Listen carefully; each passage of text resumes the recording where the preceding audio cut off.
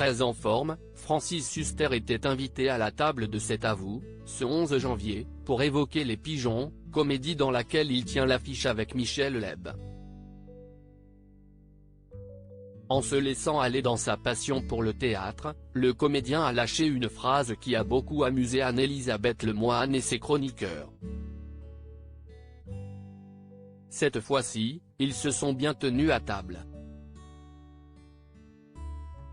En bon saltimbanque, Michel Leb et Francis Huster avaient donné plus de fil à retordre à Cyril Lignac que son alléchante recette de coquille Saint-Jacques dans Tous en cuisine. Derrière leur écran, les cordons bleus avaient fulminé contre ce duo diabolique, à l'affiche des Pigeons, comédie où ils sont réunis sur scène. Gênant, torché, honteux, avaient notamment commenté des internautes, furieux de voir le binôme d'acteurs prendre l'émission par-dessus la jambe.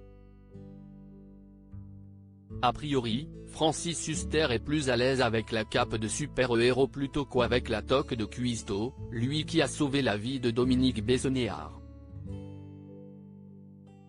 Mais si est-il surtout sur les planches que le dernier président du jury Miss France prend son pied.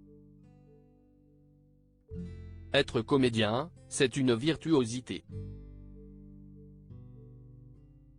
Ce n'est pas du tout apprendre des textes, confie l'ex de Christina Reali au micro d'Europe 1. Avant d'ajouter, c'est un magnifique métier, et, en plus, il est à risque.